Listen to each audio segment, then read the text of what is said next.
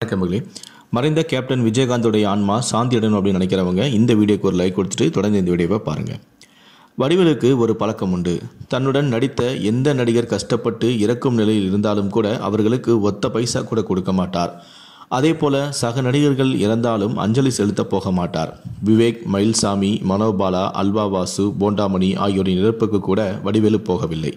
அதோடு அவருக்கு தெரிந்த திரையுலகினர் யாரேனும் சென்னையில் இறந்துவிட்டால் உடனடியாக டிக்கெட் போட்டு மதுரைக்கு ஓடி விடுவாராம். அதே போல மதுரையில் இறந்தால் சென்னைக்கு வந்து விடுவாராம். அல்வா வாசுவின் வீடு மதுரையில் வடிவேலுவின் வீட்டில் அருகில்தான் உள்ளது. அவர் அங்கே இறந்த செய்தி கேட்ட உடனேயே வடிவேலு சென்னைக்கு வந்துவிட்டார். எனவே இவர்கள் இறப்புக்கே போகாத வடிவேலு விஜயகாந்தின் மரணத்திற்கு அஞ்சலி செலுத்த கண்டிப்பாக வரமாட்டார் என ஒரு பிரபலம் கூறியதாக சமூக ஊடகங்களில் ஒரு தகவல் வெளியானது. இந்நிலையில்தான் தற்போது விஜயகாந்த் அடக்கம் செய்த பிறகு மதுரையிலிருந்து சென்னை விமான நிலையத்திற்கு வடிவேலு வந்த வீடியோ காட்சி தற்போது சமூக ஊடகங்களில் வைரலாகி கொண்டிருக்கிறது.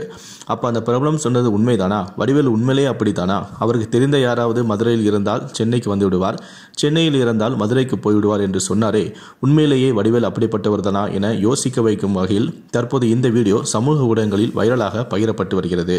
இந்த வீடியோவை பற்றிய உங்களுடைய கருத்துக்களை கீழே இருக்கக்கூடிய கமெண்ட் செக்ஷனில் மறக்காமல் சொல்லுங்கள். முடிந்த அளவுக்கு இந்த வீடியோவை மற்றவங்களுக்கும் ஷேர் பண்ணுங்கள். நன்றி, வணக்கம்.